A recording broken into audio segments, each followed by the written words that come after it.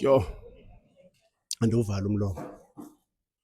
Okokuqala kuba uthi xa uhlabe ikhwelo ebantwini ubacele ngento yabo, ubani uba kuyafuneka ke kuhlalwe nibe sendaweni, niphume emsebenzini nizokuhlala endaweni nijonge apho nisuka khona. Nithi nindawuni ngoku, nifuna ukuya phi. Le event ke ikwazile ke ukuyenza injongo yayo kuba nangona ke umbono ibingowobani uba sizobulela izikolo ngendlela eziqhube ngayo, sisithi izikolo indlela eziqhube ngayo ayaneliseki ncam, kodwa kubalulekile into okokubana uba kukhuthazwe khona ukuze siye kule ndawo sifuna uyofika kuyo.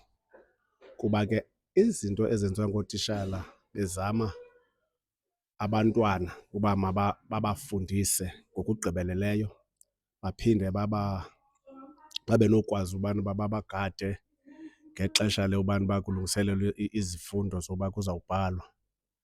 Ezo zinto ezo sizithathe sazisela iliso, sabona uba kubalulekile uba bakhuthazwe ootishala.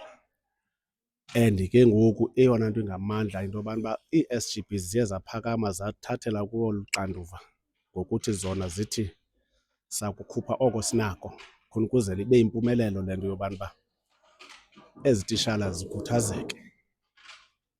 Okwesibini, njengoba besihleli apha izithethi njengoba ubuza ke into yobana uba siyibona njani, izithethi bezisiya kule ndawo sifuna uba ziye kuyo. Ngoba okubalulekileyo nangona sisithi sizobhiyoza kodwa okubalulekileyo iintetha eziwe apha zikhuthazile abantu uba bathi xa bephuma apha baphume besemandleni amatsha wayokwenza le nto bafuna uyokuyenza ezikolweni, khona ukuze sizofumana ikhwalithi ye-results, abantwana abathengisekayo naseyunivesithi, siphucule umgangatho wale dolophana yaseKwetliseni.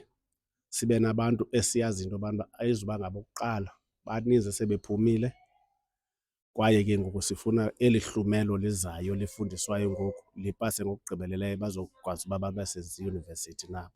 Xa ungutishala osaqalayo ukufika akufanelekanga uzisebenzele ekoneni yakho.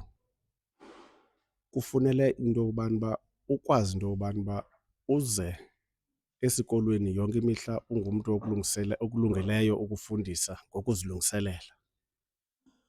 Uthi ke uze ube ulunge ngokugqibeleleyo ukufundisa, ube nalo uxanduva loba wena uphakame ngokwakho, ujonge ootishala abanamava abafundisa le subject yakho.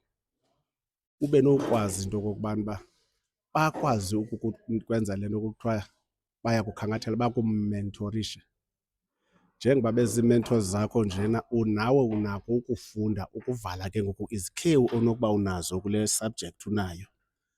Ibe luhambo ke oluqhubekekayo kuba kaloku utishala akangomntu ohlala nje, kufuneka ungumntu ofundayo ngamaxesha onke.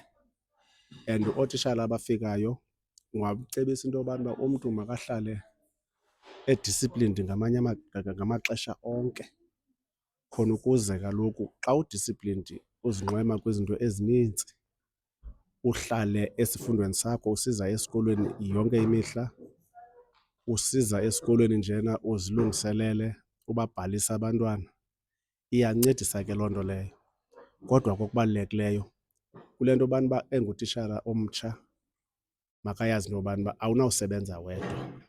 Vuma ukukhuliswa ngabanye ootishala, vuma ukuzibandakanya nee-P_L_Cs ezikhona apha ezenziweyo.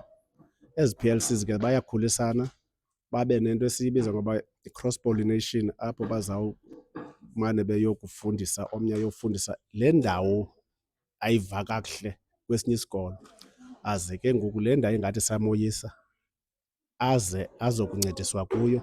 Xa encediswa loo tishala akafanelekanga uba aphume eklasini, fanele uba abe yinxalenye yabafundi, akhangeleke ngathi naye uyancedisa apha kanti ufunxa amava kulona utishala, bencedisana bemuva kunye apha eklasini.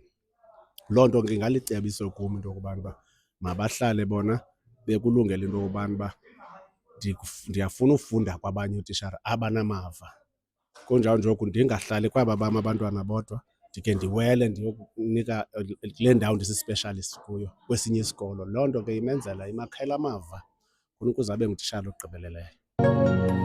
Whittlesea TV, the pride of